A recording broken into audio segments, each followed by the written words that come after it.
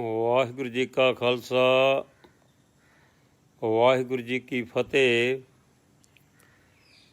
ਪਰਮ ਸਤਿਕਾਰਯੋਗ ਸਾਧ ਸੰਗਤ ਜੀਓ, ਆਪ ਜੀ ਜਾਣਦੇ ਹੋ ਕਿ ਚੀਫ ਖਾਲਸਾ ਦੀਵਾਨ ਵੱਲੋਂ ਸਾਹਿਬ ਸ੍ਰੀ ਗੁਰੂ ਤੇਗ ਬਹਾਦਰ ਜੀ ਮਹਾਰਾਜ ਦਾ 400 ਸਾਲਾ ਪ੍ਰਕਾਸ਼ ਉਤਸਵ ਜਿਹੜਾ ਹੈ ਬੜੀ ਸ਼ਰਧਾ ਸਤਿਕਾਰ ਪਿਆਰ ਨਾਲ ਮਨਾਇਆ ਜਾ ਰਿਹਾ ਹੈ।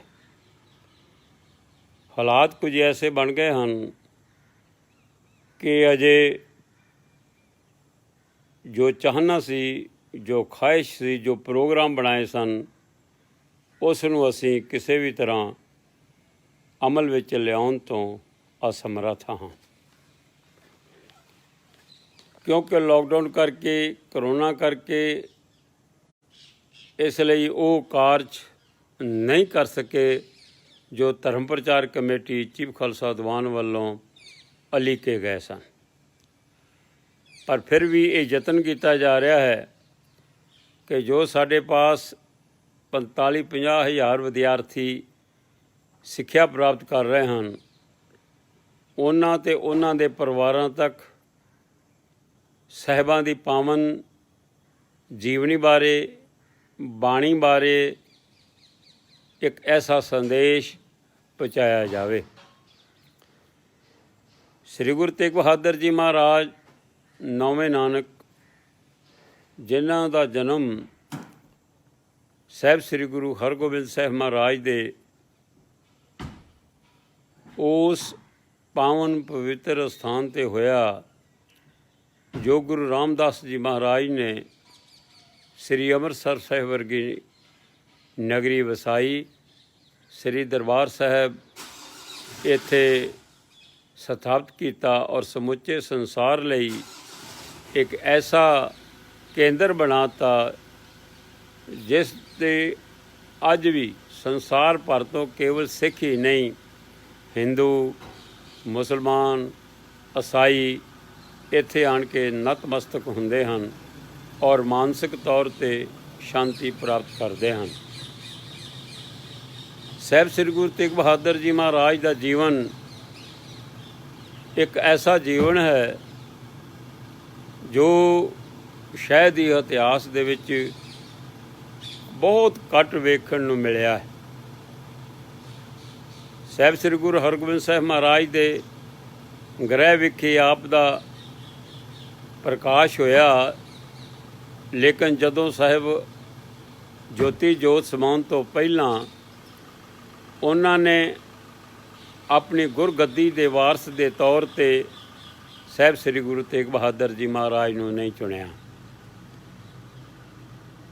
ਮੈਂ ਸਮਝਦਾ ਹਾਂ ਉਸ ਦਾ ਕਾਰਨ ਇਹ ਸੀ ਕਿ ਸਾਹਿਬਾਂ ਦੀ ਲੀਨ ਬੰਦਗੀ, ਭਗਤੀ ਉਹਨਾਂ ਨੇ ਮਹਿਸੂਸ ਕਰ ਲਈ ਸੀ ਕਿ ਕਿਸੇ ਬਹੁਤ ਵੱਡੀ ਕੁਰਬਾਨੀ ਦੇ ਖਾਤਰ ਇਹ ਆਪਣੀ ਤਿਆਰੀ ਕਰ ਰਹੇ ਹਨ।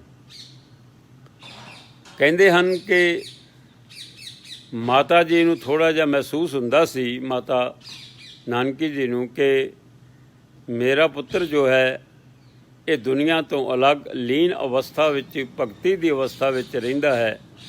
ਲੇਕਿਨ ਸਾਹਿਬ ਹਮੇਸ਼ਾ ਉਸ ਨੂੰ ਕਹਿੰਦੇ ਸਨ ਕਿ ਇਹ ਇੱਕ ਐਸੀ ਕੁਰਬਾਨੀ ਲਈ, ਇੱਕ ਐਸੀ ਮਹਾਨ ਸੇਵਾ ਲਈ ਇਹ ਤਿਆਰ ਹੋ ਰਿਹਾ ਹੈ, ਇਸ ਕਰਕੇ ਇਸ ਬਾਰੇ ਕੋਈ ਫਿਕਰ ਨਹੀਂ ਕਰਨਾ ਚਾਹੀਦਾ। ਇਹ ਮੇਰਾ ਪੁੱਤਰ ਮਹਾਨ, ਬਲਵਾਨ, ਸ਼ਕਤੀਵਾਨ ਹੈ। ਕਹਿੰਦੇ ਹਨ ਕਿ ਜੋ ਕਰਤਾਰਪੁਰ ਦੀ ਲੜਾਈ ਹੋਈ ਸੀ, ਉਸ ਤੋਂ ਪਹਿਲਾਂ ਪਾਤਸ਼ਾਹ ਨੇ ਗੁਰੂ ਤੇਗ ਬਹਾਦਰ ਜੀ ਮਹਾਰਾਜ ਦਾ ਨਾਂ ਬਦਲਣ ਲਈ ਉਹ ਸਮਾਂ ਚੁਣਿਆ ਜਦੋਂ ਇਹਨਾਂ ਕਰਤਾਰਪੁਰ ਦੀ ਲੜਾਈ ਵਿੱਚ ਸ੍ਰੀ ਸਾਹਿਬ ਨਾਲ ਦੁਸ਼ਮਣਾਂ ਦੇ ਆਹੁ ਲਾਏ ਔਰ ਕਹਿੰਦੇ ਹਨ ਕਿ ਮੁੱਠੀ ਵਿੱਚੋਂ ਖੂਨ ਵਗਣ ਲੱਗ ਪਿਆ। ਲੇਕਿਨ ਸਾਹਿਬਾਂ ਨੇ ਉਹ ਬਹਾਦਰੀ ਦਿਖਾਈ ਕਿ ਪਿਤਾ ਨੇ ਖੁਸ਼ ਹੋ ਕੇ ਆਪ ਜੀ ਦਾ ਨਾਮ ਤੇਗ ਦਾ ਧਨੀ, ਤੇਗ ਬਹਾਦਰ ਉਸ ਸਮੇਂ ਤੋਂ ਰੱਖ ਦਿੱਤਾ। ਸਾਹਿਬਾਂ ਦੀ ਥਾਂ 'ਤੇ ਪਾਤਸ਼ਾਹ ਨੇ ਗੁਰੂ ਹਰ ਰਾਏ ਸਾਹਿਬ ਜੀ ਨੂੰ ਆਪਣੀ ਗੱਦੀ ਦਾ ਵਾਰਸ ਬਣਾਇਆ। ਔਰ ਉਹਨਾਂ ਤੋਂ ਬਾਅਦ ਜਦੋਂ ਗੁਰੂ ਹਰਿਰਾਏ ਸਾਹਿਬ ਜਾਣ ਲੱਗੇ ਤਾਂ ਉਹਨਾਂ ਨੇ ਵਾਰਸ ਜੋ ਸੀ ਉਹ ਸਾਹਿਬ ਬਾਬਾ ਜੀ ਲੱਗਦੇ ਸਨ। ਉਹਨਾਂ ਦੇ ਗੁਰੂ ਤੇਗ ਬਹਾਦਰ ਜੀ ਮਹਾਰਾਜ ਦੇ ਪੋਤਰੇ ਨੂੰ, ਗੁਰੂ ਹਰਕ੍ਰਿਸ਼ਨ ਸਾਹਿਬ ਮਹਾਰਾਜ ਨੂੰ ਗੱਦੀ ਦਾ ਵਾਰਸ ਬਣਾ ਦਿੱਤਾ। 5 ਸਾਲ ਦੀ ਉਮਰ 'ਚ ਉਹਨਾਂ ਨੂੰ ਇਹ ਸੇਵਾ ਸੌਂਪੀ ਗਈ। ਲੇਕਿਨ ਦਿੱਲੀ ਵਿਖੇ ਐਸੀ ਪਈ ਅਚਾਨਕ ਘਟਨਾਕ੍ਰਮ ਵਿੱਚ ਉਹ ਇਸ ਸੰਸਾਰ ਤੋਂ ਵਿਦਾ ਹੋਣ ਲੱਗੇ। ਪੁੱਛਿਆ ਸਿੱਖਾਂ ਨੇ ਕਿ ਪਾਤਸ਼ਾਹ ਸਾਡਾ ਗੁਰੂ ਕੌਣ ਹੋਏਗਾ? ਪਾਤਸ਼ਾਹ ਕਹਿਣ ਲੱਗੇ, ਭਾਈ ਬਾਬਾ ਬਕਾਲੇ। ਬੜਾ ਸਪਸ਼ਟ ਸੀ, ਕਿਉਂਕਿ ਗੁਰੂ ਸਾਹਿਬ ਨੇ ਅੰਮ੍ਰਿਤਸਰ ਦੀ ਧਰਤੀ ਤੋਂ ਕੁਝ ਚਿਰ ਬਾਅਦ ਹੀ ਆਪਣੇ ਨਾਨਕੇ ਪਿੰਡ ਵੱਲ ਬਾਬਾ ਬਕਾਲਾ ਸਾਹਿਬ ਵਿਖੇ ਚਲੇ ਗਏ ਔਰ ਉੱਥੇ ਹੀ ਆਪਣੀ ਰਿਹਾਇਸ਼ ਕਰ ਲਈ, ਭੋਰਾ ਬਣਾਇਆ। ਉਸ ਭੋਰੇ ਵਿੱਚ ਭਗਤੀ ਕਰਨ ਲੱਗੇ। ਮਾਤਾ ਗੁਜਰੀ ਜੀ ਉਹਨਾਂ ਦੇ ਨਾਲ ਸਨ। ਇੱਕ ਸਧਾਰਨ ਮਕਾਨ ਵਿੱਚ ਆਪ ਜੀ ਨੇ ਆਪਣਾ ਜੀਵਨ ਨਿਰਵਾਹ ਜਿਹੜਾ ਸੀ ਉਹ ਆਰੰਭ ਕੀਤਾ।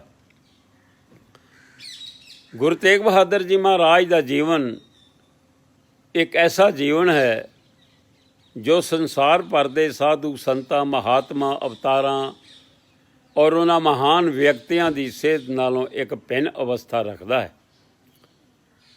ਗੁਰੂ ਤੇਗ ਬਹਾਦਰ ਜੀ ਮਹਾਰਾਜ ਨੇ ਬਾਬੇ ਬਕਾਲੇ ਦੀ ਧਰਤੀ 'ਤੇ ਜਦੋਂ ਭਗਤੀ ਕੀਤੀ, ਭੋਰੇ 'ਚ ਲੀਨ ਹੋਏ, ਉਸ ਸਮੇਂ ਹੀ ਆਪ ਦਾ ਪ੍ਰਗਟਾਵਾ ਭਾਈ ਮੱਖਣ ਸ਼ਾਹ ਲਬਾਣੇ ਨੇ ਕੀਤਾ।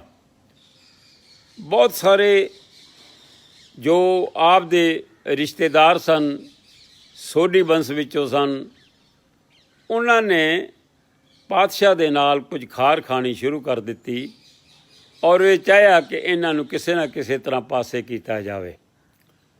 ਪਾਤਸ਼ਾਹ ਨੇ ਸਿੰਘਾਂ ਨੂੰ ਪਤਾ ਲੱਗਾ, ਜਦੋਂ ਸਿੰਘਾਂ ਨੇ ਸ਼ੀਆਂ ਮਸੰਦੇ ਦੀ ਜਿਹਨਾਂ ਗੋਲੀ ਚਲਾਈ ਉਸ ਨੂੰ ਪਕੜ ਕੇ ਜਦੋਂ ਸਜ਼ਾ ਦੇਣੀ ਸ਼ੁਰੂ ਕੀਤੀ ਤੇ ਪਾਤਸ਼ਾਹ ਨੇ ਕਿਹਾ, ਨਹੀਂ ਭਾਈ ਇਹਨੂੰ ਕੋਈ ਸਜ਼ਾ ਨਹੀਂ ਦੇਣੀ। ਆਪ ਬਾਬਾ ਬਕਾਲਾ ਵੀ ਛੱਡ ਗਏ। ਬੜੀ ਲੰਬੀ ਕਹਾਣੀ ਹੈ ਆਪ ਜੀ ਦੇ ਜੀਵਨ ਦੀ। ਔਰ ਬਾਬਾ ਬਕਾਲਾ ਤਿਆਗ ਕੇ ਆਪਣੇ ਮਾਲਵੇ ਦੀ ਧਰਤੀ ਵੱਲ ਰਵਾਨਾ ਹੋਏ। ਸਾਰੇ ਗੁਰ ਅਸਥਾਨਾਂ ਦੇ ਦਰਸ਼ਨ ਕੀਤੇ, ਲੋਕਾਂ ਨੂੰ ਉਪਦੇਸ਼ ਦਿੱਤਾ, ਸਿੱਖੀ ਦਾ ਪ੍ਰਚਾਰ ਕੀਤਾ, ਸਿੱਖੀ ਦੇ ਉੱਥੇ ਯੂਨਿਟ ਬਣਾਏ ਔਰ ਉਹਨਾਂ ਯੂਨਿਟਾਂ ਦੇ ਰਾਹੀਂ ਬਹੁਤ ਸਾਰੇ ਸਿੰਘਾਂ ਨੂੰ ਇਹ ਸੇਵਾ ਸੌਂਪੀ ਗਈ ਕਿ ਤੁਸੀਂ ਪ੍ਰਚਾਰ ਕਰੋ। ਇਸੇ ਤਰ੍ਹਾਂ ਪਾਤਸ਼ਾਹ ਨੇ ਮੁੜ ਕੇ ਵੱਖ-ਵੱਖ ਇਲਾਕਿਆਂ ਦਾ ਜੋ ਦੌਰਾ ਕੀਤਾ। ਜਦੋਂ ਗੁਰੂ ਪਾਤਸ਼ਾਹ ਦਾ ਜੀਵਨ ਪੜ੍ਹਦੇ ਹਾਂ ਤੇ ਬੜੀਆਂ ਕਈ ਅਲੌਕਿਕ ਘਟਨਾਵਾਂ ਸਾਡੇ ਸਾਹਮਣੇ ਆਉਂਦੀਆਂ ਹਨ। ਆਪ ਜਦੋਂ ਬਿਹਾਰ ਦੀ ਯਾਤਰਾ ਕਰਨ ਗਏ ਤੇ ਬਿਹਾਰ ਮਾਤਾ ਜੀ ਨੂੰ, ਮਾਤਾ ਗੁਜਰੀ ਨੂੰ ਉੱਥੇ ਹੀ ਛੱਡ ਕੇ ਪਰਿਵਾਰ ਸਮੇਤ ਔਰ ਆਪ ਉਹ ਅਸਾਮ ਵੱਲ ਚਲੇ ਗਏ। ਔਰੰਗਜ਼ੇਬ ਦੀ ਬੜੀ ਕੂਟਨੀਤੀ ਸੀ ਉਸ ਸਮੇਂ। ਅਸਾਮ ਦੇ ਰਾਜਾ ਔਰ ਔਰੰਗਜ਼ੇਬ ਦੀ ਆਪਸ ਵਿੱਚ ਦੁਸ਼ਮਣੀ ਸੀ ਔਰ ਉੱਥੇ ਰਾਜਾ ਰਾਮ ਸਿੰਘ ਨੂੰ ਉਹਨਾਂ ਨੇ ਭੇਜਿਆ ਔਰ ਰਾਜਾ ਰਾਮ ਸਿੰਘ ਸਮਝਦਾ ਸੀ ਕਿ ਜਾਦੂ ਟੂਣਿਆਂ ਦੇ ਕਾਰਨ ਮੈਨੂੰ ਇਹ ਮਰਵਾਉਣਾ ਚਾਹੁੰਦੇ ਹਨ। ਪਰ ਗੁਰੂ ਸਾਹਿਬ ਨਾਲ ਮੇਲ ਹੋਇਆ। ਪਾਤਸ਼ਾਹ ਦੀ ਇਤਨੀ ਇੱਕ ਵਡਿਆਈ ਸੀ ਕਿ ਅਸਾਮ ਦੇ ਰਾਜਾ ਔਰ ਰਾਜਾ ਮਾਨ ਸਿੰਘ, ਅਬ ਮੈਂ ਰਾਮ ਸਿੰਘ ਕਹਿ ਗਿਆ, ਰਾਜਾ ਮਾਨ ਸਿੰਘ ਨਾਲ ਉਹਨਾਂ ਦੀ ਸੁਲ੍ਹਾ ਸਫਾਈ ਕਰਾ ਦਿੱਤੀ। ਕਹਿੰਦੇ ਹਨ ਕਿ ਉਸ ਤੋਂ ਬਾਅਦ ਇੱਕ ਹੱਦ ਬਣਾ ਦਿੱਤੀ ਕਿ ਇੱਧਰ ਔਰੰਗਜ਼ੇਬ ਦਾ ਰਾਜ ਹੋਏਗਾ ਔਰ ਦੂਸਰੇ ਪਾਸੇ ਰਾਜਾ ਅਸਾਮ ਦੇ ਰਾਜੇ ਦਾ ਹੋਏਗਾ। ਪਾਤਸ਼ਾਹ ਇੱਥੋਂ ਢਾਕੇ ਗਏ। ਢਾਕੇ ਜਦ ਗਏ ਪਾਤਸ਼ਾਹ, ਇੱਥੇ ਹੀ ਆਪ ਨੂੰ ਖਬਰ ਮਿਲੀ ਕਿ ਮਾਤਾ ਗੁਜਰੀ ਜੀ ਨੇ ਇੱਕ ਅਵਤਾਰ ਪੁਰਸ਼ ਨੂੰ ਜਨਮ ਦਿੱਤਾ ਹੈ, ਪ੍ਰਕਾਸ਼ ਧਾਰਿਆ ਹੈ, ਗੁਰੂ ਗੋਬਿੰਦ ਰਾਏ, ਜਿਨ੍ਹਾਂ ਦਾ ਨਾਮ ਬਾਅਦ ਵਿੱਚ ਗੁਰੂ ਗੋਬਿੰਦ ਸਿੰਘ ਪਿਆ। ਇਹ ਢਾਕੇ ਵਿਖੇ ਸਨ ਜਦੋਂ ਪਾਤਸ਼ਾਹ ਨੂੰ ਇੱਥੇ ਉਹਨਾਂ ਦੀ ਪ੍ਰਕਾਸ਼ ਹੋਣ ਦਾ ਮੌਕਾ ਮਿਲਿਆ।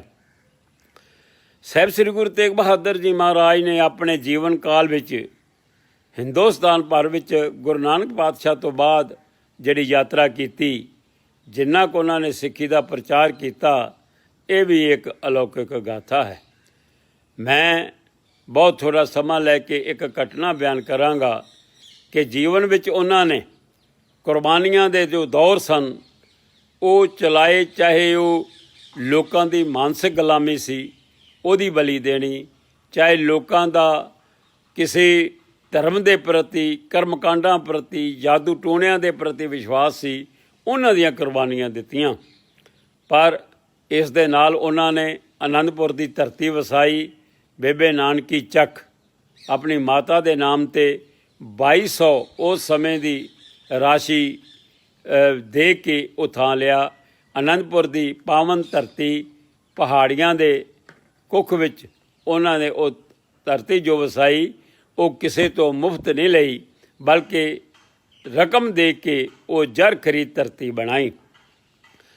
ਔਰ ਪਾਤਸ਼ਾਹ ਨੇ ਆਨੰਦਪੁਰ ਦੀ ਧਰਤੀ 'ਤੇ ਜਦੋਂ ਬਸੇਰਾ ਕੀਤਾ ਤੇ ਉਦੋਂ ਗੁਰੂ ਗੋਬਿੰਦ ਰਾਏ ਦੀ ਬਾਲਪਨ ਉਮਰ ਸੀ। ਜਦੋਂ ਕਸ਼ਮੀਰੀ ਪੰਡਤ ਜ਼ੁਲਮ ਤੋਂ ਤੰਗ ਹੋ ਕੇ ਕਿਰਪਾ ਰਾਮ ਦੀ ਅਗਵਾਈ ਹੇਠ ਆਨੰਦਪੁਰ ਆਏ ਤਾਂ ਉਹਨਾਂ ਨੇ ਬੇਨਤੀ ਕੀਤੀ। ਪਾਤਸ਼ਾਹ ਸੋਚਾਂ ਵਿੱਚ ਪੈ ਗਏ। ਐਨੇ ਨੂੰ ਬਾਲ ਗੋਬਿੰਦ ਰਾਏ ਆਇਆ। ਪੁੱਛਿਆ, ਪਿਤਾ ਜੀ ਕਿਉਂ ਉਦਾਸ ਹੋ? ਕਹਿਣ ਲੱਗੇ, ਹਿੰਦੁਸਤਾਨ ਦੀ ਧਰਤੀ 'ਤੇ ਇੱਕ ਹੀ ਧਰਮ ਫੈਲਾਉਣ ਲਈ, ਇੱਕ ਹੀ ਧਰਮ ਦਾ ਨਾਸ਼ ਕਰਨ ਲਈ ਇਹ ਇੱਕ ਵਿਧੀ ਚੱਲ ਰਹੀ ਹੈ ਔਰ ਇਸੇ ਕਰਕੇ ਜੰਜੂ ਲੁਹਾ ਕੇ, ਕਲਮੇ ਪੜ੍ਹਾ ਕੇ ਉਹ ਮੁਸਲਮਾਨ ਬਣਾਉਣਾ ਚਾਹੁੰਦਾ ਹੈ। ਪਾਤਸ਼ਾਹ ਨੂੰ ਮਹਿਸੂਸ ਹੋਇਆ। ਬਾਲ ਗੋਬਿੰਦ ਰਾਏ ਨੇ ਕਿਹਾ, ਪਿਤਾ ਜੀ ਕੁਰਬਾਨੀ ਤਾਂ ਦੇਣੀ ਪੈਣੀ ਹੈ, ਲੇਕਿਨ ਮੈਨੂੰ ਨਹੀਂ ਦਿਸਦਾ ਕਿ ਹਿੰਦੁਸਤਾਨ ਵਿੱਚ ਤੁਹਾਡੇ ਤੋਂ ਵੱਧ ਕੋਈ ਕੁਰਬਾਨੀ ਦੇਣ ਵਾਲਾ ਹੈ। ਪਾਤਸ਼ਾਹ ਦੇ ਚਿਹਰੇ 'ਤੇ ਕਹਿੰਦੇ ਹਨ ਕਿ ਨੂਰਾਨੀ ਰਿਸ਼ਮਾਂ ਚਮਕ ਪਈਆਂ ਕਿ ਠੀਕ ਹੈ, ਹੁਣ ਮੇਰਾ ਵਾਲੀ ਵਾਰਸ ਹੈ ਔਰ ਸਿੱਖਾਂ ਨੂੰ ਇਹ ਸੰਭਾਲ ਸਕਦਾ ਹੈ। ਬਾਲ ਗੋਬਿੰਦ ਰਾਏ ਆਨੰਦਪੁਰ ਦੀ ਧਰਤੀ 'ਤੇ ਰਹੇ ਔਰ ਪਿਤਾ ਗੁਰੂ ਤੇਗ ਬਹਾਦਰ ਜੀ ਮਹਾਰਾਜ ਆਪਣੇ ਸਿੰਘਾਂ ਨੂੰ ਨਾਲ ਲੈ ਕੇ ਦਿੱਲੀ ਵੱਲ ਚਾਲੇ ਪਾਏ। ਦਿੱਲੀ ਜਾਣ ਤੋਂ ਪਹਿਲਾਂ ਆਪ ਨੇ ਪ੍ਰਚਾਰ ਵੀ ਕੀਤਾ। ਬਹੁਤ ਸਾਰੀਆਂ ਥਾਵਾਂ 'ਤੇ ਰੁਕੇ ਜਿੱਥੇ ਅੱਜ ਇਤਿਹਾਸਕ ਯਾਦਗਾਰਾਂ ਬਣੀਆਂ ਹੋਈਆਂ ਹਨ। ਪਾਤਸ਼ਾਹ ਨੇ ਦਿੱਲੀ ਵੱਲ ਰਵਾਨੀ ਤੋਂ ਪਹਿਲਾਂ ਬਾਲ ਗੋਬਿੰਦ ਰਾਏ ਨੂੰ ਆਪਣੇ ਵਾਰਿਸ ਦੇ ਤੌਰ 'ਤੇ ਉਹਨਾਂ ਦੇ ਇੱਕ ਐਸਾ ਨਿਸ਼ਚਾ ਕਰ ਲਿਆ ਜਿਸ ਨੂੰ ਬਾਲ ਗੋਬਿੰਦ ਰਾਏ ਨੇ ਧਾਰਨ ਕੀਤਾ। ਦਿੱਲੀ ਪਹੁੰਚ ਕੇ ਆਪ ਸਭ ਨੂੰ ਪਤਾ ਹੈ ਕੀ ਬਣਿਆ। ਪਾਤਸ਼ਾਹ ਦੀ ਸ਼ਹਾਦਤ ਹੋਈ। ਮੈਂ ਇੱਥੇ ਆਪ ਨਾਲ ਇੱਕ ਸਾਖੀ ਸਾਂਝੀ ਕਰਨੀ ਚਾਹੁੰਦਾ। ਧਰਮ ਉਦੋਂ ਜਾਣਿਆ ਜਾਂਦਾ ਹੈ ਜਦੋਂ ਉਸ ਦੇ ਮੰਨਣ ਵਾਲੇ ਉਸ ਦੇ ਪ੍ਰਤੀ ਸੁਚੇਤ ਹੋ ਕੇ ਆਪਣੇ ਜੀਵਨ ਦੀ ਕੁਰਬਾਨੀ ਦੇਣ ਲਈ ਤਿਆਰ ਹੋ ਜਾਣ। ਐਸੀ ਘਟਨਾ ਈਸਾਈਅਤ ਵਿੱਚ ਵੀ ਵਾਪਰੀ। ਕਹਿੰਦੇ ਹਨ ਕਿ ਜਦੋਂ ਈਸਾ ਜੀ ਨੂੰ ਸੂਲੀ 'ਤੇ ਟੰਗਣ ਲੱਗੇ, ਉਹਨਾਂ ਦੇ 13 ਚੇਲੇ ਸਨ। 13 ਚੇਲਿਆਂ ਵਿੱਚੋਂ 3 ਚੇਲੇ ਉਹਨਾਂ ਦੇ ਸਾਹਮਣੇ ਲਿਆਂਦੇ ਔਰ ਪੁੱਛਿਆ, ਜਿਨ੍ਹਾਂ ਨੇ ਸਰਕਾਰ ਦੀ ਝੋਲੀ ਚੁੱਕ ਚਮਚਾਗਿਰੀ ਕਰਨ ਤੋਂ ਗੁਰੇਜ਼ ਨਹੀਂ ਕੀਤਾ, ਏਡੇ ਮਹਾਨ ਵਿਅਕਤੀ ਜਿਨ੍ਹਾਂ ਨੇ 3.5 ਸਾਲ ਦੀ ਸਿਰਫ ਪ੍ਰਚਾਰ ਕਰਕੇ ਅੱਜ ਸਾਰੀ ਮਾਨਵਤਾ ਨੂੰ ਉਹਦੇ ਵਿੱਚੋਂ ਕਿਤਨੇ % ਈਸਾਈਅਤ ਪੈਦਾ ਕੀਤੀ ਹੈ। ਲੇਕਿਨ ਉਹ 3 ਜਿਹੜੇ ਸਨ ਉਸ ਸਮੇਂ, ਉਹਨਾਂ ਨੂੰ ਪੁੱਛਿਆ ਗਿਆ ਕਿ ਇਹ ਈਸਾ ਹੈ, ਇਹ ਕਹਿੰਦਾ ਹੈ ਕਿ I am the son of the God, no man can reach to the God without ਮੀ।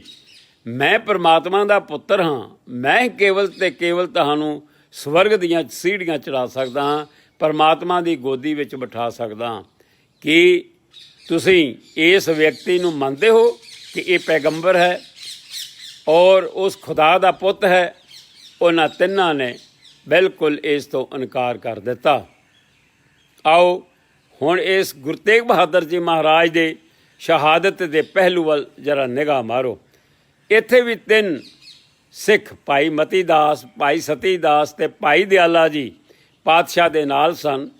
ਉਹਨਾਂ ਨੂੰ ਪੁੱਛਿਆ ਗਿਆ ਕਿ ਤੁਸੀਂ ਕੀ ਇਹਨਾਂ ਨੂੰ ਗੁਰੂ ਮੰਨਦੇ ਹੋ? ਬੰਦ ਪਿੰਜਰੇ ਵਿੱਚ ਸਾਹਿਬ ਸ੍ਰੀ ਗੁਰੂ ਤੇਗ ਬਹਾਦਰ ਜੀ ਮਹਾਰਾਜ ਚਾਂਦਨੀ ਚੌਂਕ ਦੀ ਉਸ ਜੇਲ੍ਹ ਵਿੱਚ ਬੰਦ ਸਨ।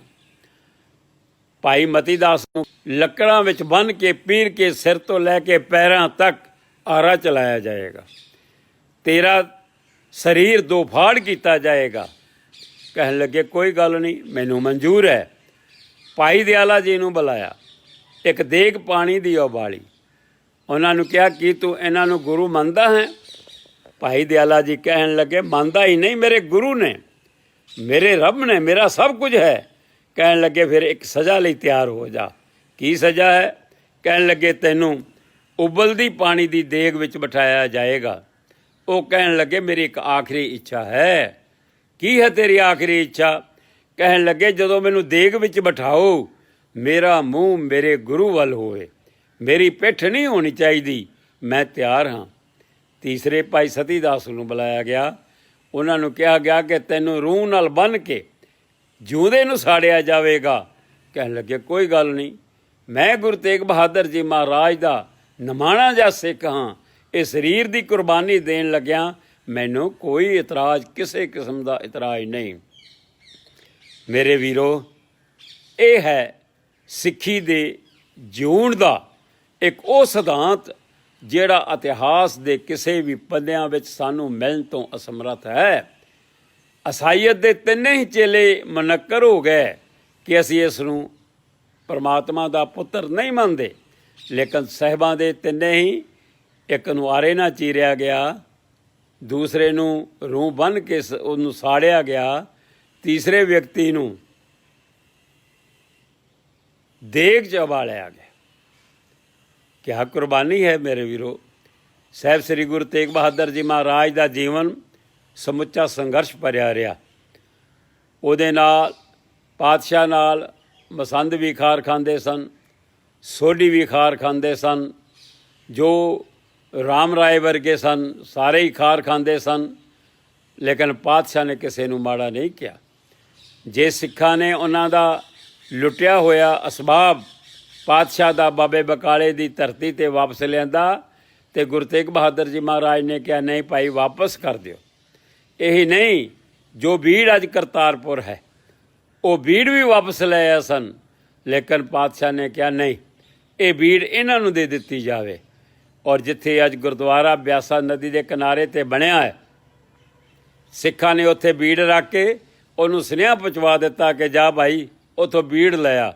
ਕਹਿੰਦੇ ਹਨ ਕਿ ਕੁਝ ਅੰਗ ਜਿਹੜੇ ਸਨ ਉਹ ਸਿਲੇ ਗਏ, ਲੇਕਿਨ ਉਹ ਬੀੜ ਅੱਜ ਤੱਕ ਉਸੇ ਪਰਿਵਾਰ ਦੇ ਕੋਲ ਹੈ ਜੋ ਕਰਤਾਰਪੁਰ ਉਹ ਲੋਕਾਂ ਨੂੰ ਦਰਸ਼ਨ ਕਰਵਾਉਂਦੇ ਹਨ, ਸੰਗਤਾਂ ਨੂੰ ਦਰਸ਼ਨ ਕਰਵਾਉਂਦੇ ਹਨ।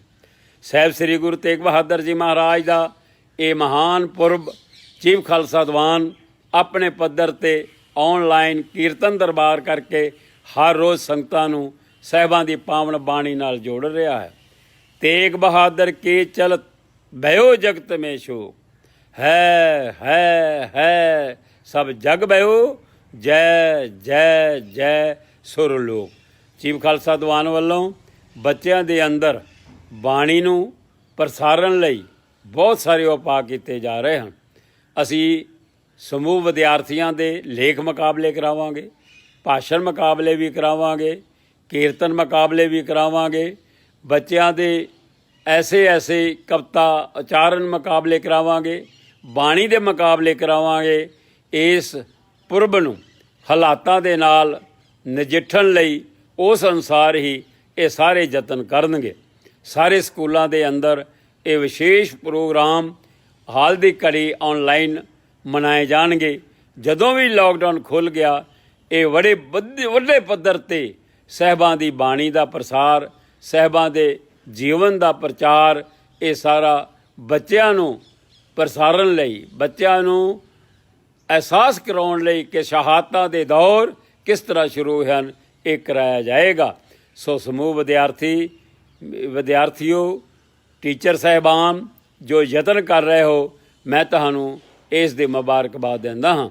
400 ਸਾਲਾ ਪਾਤਸ਼ਾਹ ਦਾ ਦਿਨ ਰੋਜ਼ ਨਹੀਂ ਆਉਣਾ, ਲੇਕਿਨ ਇਸ ਵਿੱਚੋਂ ਆਪਾਂ ਕੁਝ ਪ੍ਰਾਪਤੀ ਕਰਨੀ ਹੈ, ਕੁਝ ਬੱਚਿਆਂ ਨੂੰ ਅਹਿਸਾਸ ਕਰਾਉਣਾ ਹੈ, ਸਿੱਖ ਇਤਿਹਾਸ ਬਾਣੀ ਨਾਲ ਜੋੜਨਾ ਹੈ। ਇਸ ਲਈ ਸਮੂਹ ਯਤਨ ਕਰਨੇ ਹਨ। ਮੈਂ ਆਸ ਕਰਦਾ ਹਾਂ ਕਿ ਆਪ ਜੀ ਇਸ ਵਿੱਚ ਸਾਡਾ ਸਾਥ ਦਿਓਗੇ। ਜੋ ਆਨਲਾਈਨ ਕੀਰਤਨ ਅਤੇ ਲੈਕਚਰ ਸ਼ੁਰੂ ਕੀਤੇ ਹਨ, ਇਹਨਾਂ ਨੂੰ ਵੱਧ ਤੋਂ ਵੱਧ जिन्ने बच्चों तक, जिन्ने परिवारों तक, जिन्नी सिख संगत तक, जिन्ने ग्रुपां तक हो सकता है, मेरे वीरो इन्हां नूं जरूर तो जरूर अगां दी अगां ये जोड़ो, लोकां नूं नाल, संगतां नूं नाल, सिख संगतां नूं नाल, उस नूं शेयर करके ਇਹਦਾ ਵੱਧ ਤੋਂ ਵੱਧ ਪ੍ਰਚਾਰ ਕਰੋ ਤਾਂ ਕਿ ਸਾਹਿਬਾਂ ਦਾ ਪਾਵਨ ਪੁਰਬ, ਭਾਵੇਂ ਲੋਕਡਾਊਨ ਹੈ, ਭਾਵੇਂ ਕਰੋਨਾ ਵਰਗੀ ਮਹਾਮਾਰੀ ਬਿਮਾਰੀ ਹੈ, ਇਸ ਨੂੰ ਅਸੀਂ ਵੱਧ ਤੋਂ ਵੱਧ ਮਨਾ ਸਕੀਏ। ਇੱਕ ਵਾਰ ਫੇਰ ਸਾਰੇ ਅਧਿਆਪਕਾਂ ਦਾ ਮੈਂ ਸ਼ੁਕਰਗੁਜ਼ਾਰ ਹਾਂ ਜਿਨ੍ਹਾਂ ਨੇ ਇਹ ਪ੍ਰੋਗਰਾਮ ਆਰੰਭ ਕੀਤੇ ਹਨ। ਉਹਨਾਂ ਨੂੰ ਵਧਾਈ ਵੀ ਦਿੰਦਾ ਹਾਂ ਕਿ ਉਹਨਾਂ ਨੇ ਇਹ ਯਤਨ ਕਰਕੇ ਸਿੱਖ ਕੌਮ ਦੇ ਇਸ ਸਮੇਂ ਵਿੱਚ ਵਿਨਾਸ਼ਕਾਰੀ ਮਹਾਮਾਰੀ ਦੇ ਦੌਰਾਨ ਇਹ ਉਦਮ ਆਰੰਭ ਕੀਤਾ ਹੈ। ਇਸ ਲਈ ਸਤਿਗੁਰ ਪਾਤਸ਼ਾਹ ਕਿਰਪਾ ਕਰਨਗੇ ਔਰ ਸਤਿਗੁਰ ਪਾਤਸ਼ਾਹ ਇਸ ਲਈ ਤੁਹਾਡੇ ਸਭ ਦੇ ਸਹਾਈ ਹੋਣਗੇ। ਵਾਹਿਗੁਰੂ ਜੀ ਕਾ ਖਾਲਸਾ, ਵਾਹਿਗੁਰੂ ਜੀ ਕੀ ਫਤਿਹ। ਵਾਹਿਗੁਰੂ ਜੀ ਕਾ ਖਾਲਸਾ, ਵਾਹਿਗੁਰੂ ਜੀ ਕੀ ਫਤਿਹ। ਗੁਰੂ ਪਿਆਰਿਓ, ਗੁਰੂ ਸਵਾਰਿਓ, ਆਪ ਰੋਜ਼ਾਨਾ ਹੀ ਸਤਿਗੁਰੂ ਜੀ ਦੀ ਰਹਿਮਤ ਦੇ ਨਾਲ ਜੋ ਕੀਰਤਨ ਸਮਾਗਮ ਚੀਫ ਖਾਲਸਾ ਦੀਵਾਨ ਵੱਲੋਂ ਉਲੀਕਿਆ ਗਿਆ ਹੈ, ਜਿਸ ਨੂੰ ਚੀਫ ਖਾਲਸਾ ਦੀਵਾਨ ਦੀ ਧਰਮ ਪ੍ਰਚਾਰ ਕਮੇਟੀ ਦਾ ਜੋ YouTube ਦਾ ਚੈਨਲ ਹੈ DPC CKD ਅੰਮ੍ਰਿਤਸਰ, ਇਸ ਚੈਨਲ ਤੋਂ ਆਪ ਰੋਜ਼ਾਨਾ ਹੀ 5 ਤੋਂ 5:30 ਵਜੇ ਤੱਕ ਆਪ ਜੀ ਇਹਨਾਂ ਸਮਾਗਮਾਂ ਦਾ ਆਨੰਦ ਮਾਣ ਰਹੇ ਹੋ।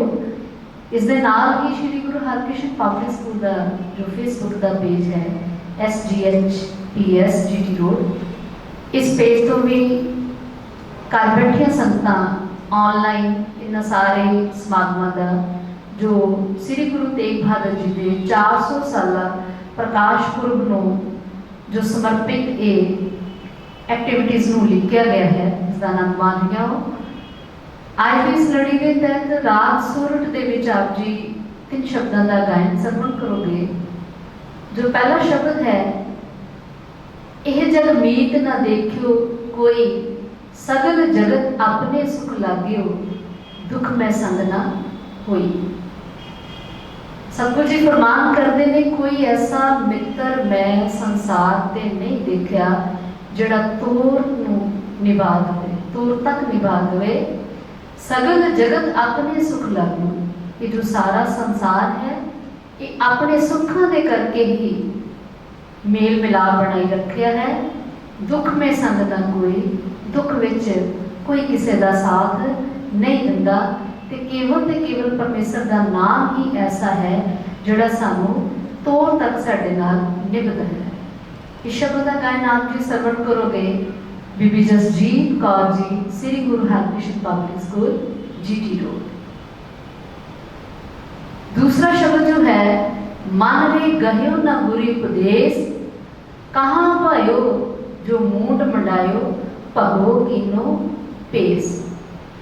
गुरु तेग बहादुर जी राग सोरठ दे विच फरमान करते ने, हे मना तो सतगुर दे उपदेश नूं जानिया ही नहीं, कहाँ भयो जो मूंड मंडायो, जे किधरे तू सिर नूं मना लेंदा है, भगवों कीनो भेस तो भाव है, तू भगवे कपड़े पा के दुनिया नूं गह लेंदा है, गाउंदा है, पर उदा कोई असर नहीं है अगर तू अपनी अंतर आत्मा नूं, आत्मक जीवन नूं जिहड़ा उदा स्तर जिहड़ा है तू उच्चा नहीं रखदा, तू आत्मक जिहड़ी है वो जिहड़ी प्राप्ति नहीं कर सकता, तो फिर तेरा मन जिहड़ा है वो इधर उधर भटकता रहेगा। इस शब्द का गायन आप जी 10 पासों सरवण करोगे Bibi Prabhjot Kaur GT road school तो। नाल ही दूसरा शब्द जो है, जो नर दुख में दुख नहीं मानना, सुख स्नेह और भै नहीं जाके, कंचन माटी मानना। इस शब्द विच भी सतगुरु जी यही फरमाते हैं कि जिहड़ा जीव दुख दे विच दुख नूं ज़्यादा गहराई तक नहीं लेके जाता, क्योंकि देखो ये संसार ऐसा है, सुख ते दुख जिंदगी के दो पल्ले ने, अगर सुख है तो दुख भी है। ਦੁੱਖ ਸੰਸਾਰ ਤੇ ਹਰ ਜੀਵ ਨੂੰ ਆਉਂਦਾ ਹੈ। ਆਪਾਂ ਕਹਿ ਲੈਂਦੇ ਹਾਂ ਕਿ ਅਸੀਂ ਪਾਠ ਸਿਮਰਨ ਕਰਦੇ ਹਾਂ ਫਿਰ ਕਿਉਂ ਦੁੱਖ ਆਉਂਦਾ ਹੈ। ਦੁੱਖ ਸਭਨਾਂ ਦੇ ਉੱਪਰ ਆਉਂਦਾ ਹੈ, ਸੁੱਖ ਵੀ ਆਉਣਾ ਹੈ। ਪਰ ਜਿਹੜੇ ਗੁਰੂ ਨਾਲ ਜੁੜੇ ਰਹਿੰਦੇ ਨੇ ਉਹਨਾਂ ਨੂੰ ਉਹ ਦੁੱਖ ਜਿਹੜਾ ਹੈ ਮਹਿਸੂਸ ਨਹੀਂ ਹੁੰਦਾ। ਔਰ ਸਤਿਗੁਰੂ ਪਾਤਸ਼ਾਹ ਜੀ ਦੇ ਓਟ ਆਸਰੇ ਦੇ ਨਾਲ ਉਹ ਮੁਸ਼ਕਲ ਦੀਆਂ ਘੜੀਆਂ ਜਿਹੜੀਆਂ ਨੇ ਉਹ ਇੰਝ ਹੀ ਬੀਤ ਜਾਂਦੀਆਂ ਨੇ, ਪਤਾ ਨਹੀਂ ਚੱਲਦਾ। ਦੁੱਖ ਸਾਰਿਆਂ ਦੇ ਉੱਪਰ ਆਉਂਦੇ ਨੇ। ਜੋ ਨਰ ਦੁੱਖ ਮੈਂ ਦੁੱਖ ਨਹੀਂ ਮਾਨੈ, ਸੁਖ ਸਨੇਹ ਅਰ ਭੈ ਨਹੀਂ ਜਾਕੇ ਕੰਚਨ ਮਾਟੀ ਮਾਨੈ।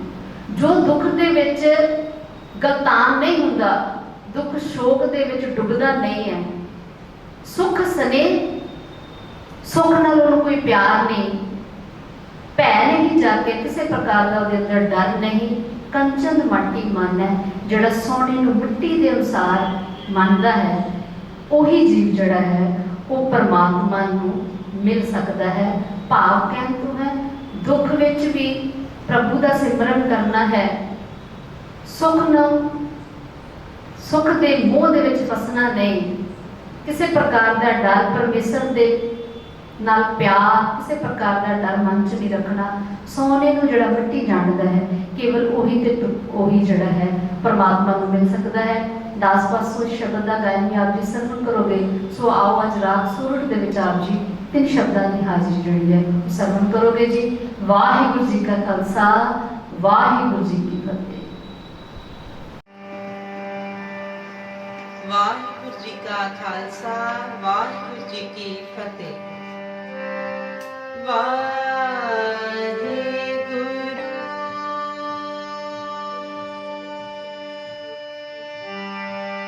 ਵਾਹਿਗੁਰੂ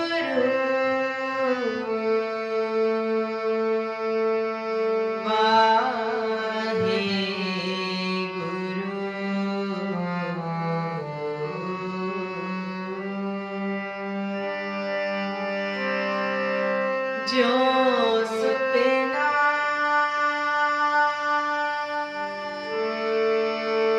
ਅਰ ਪੇਖਨਾ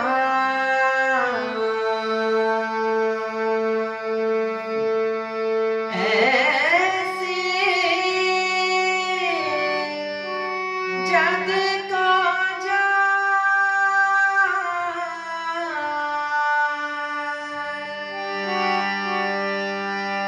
इनमें कछ साचो नहीं।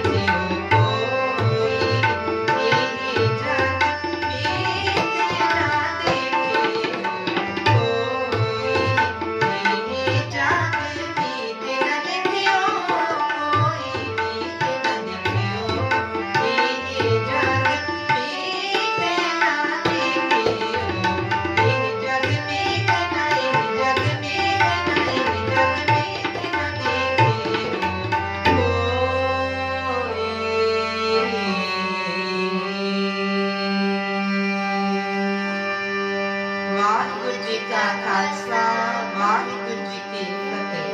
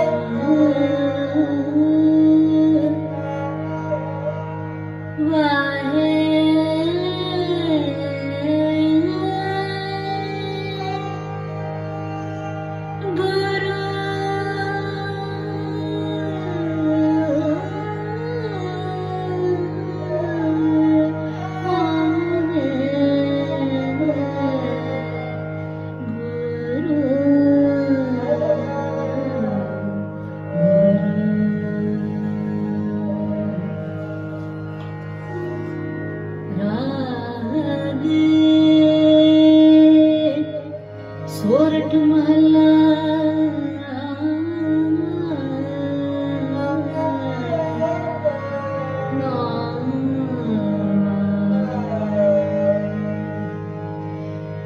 धन धन श्री गुरु तेग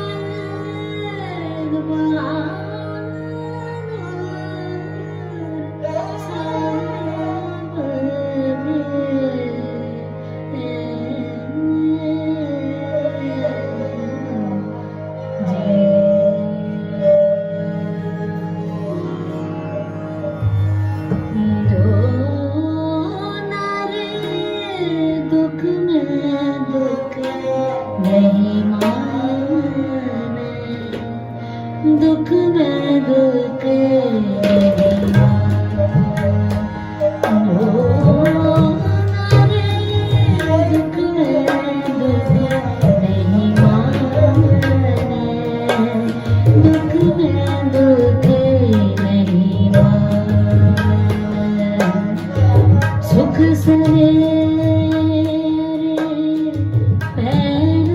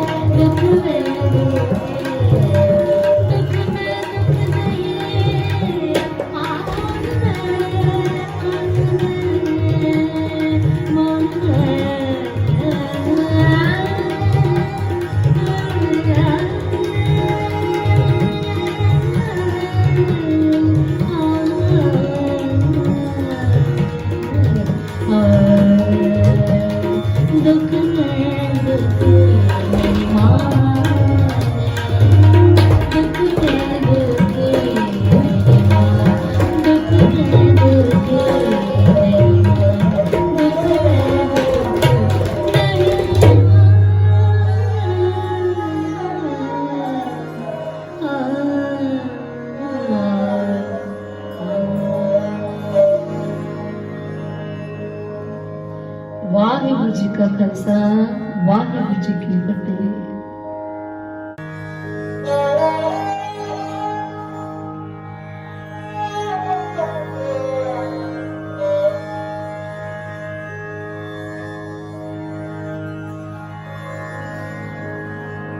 ਮਨ ਰੇ ਮਨ ਰੇ ਮਨ ਰੇ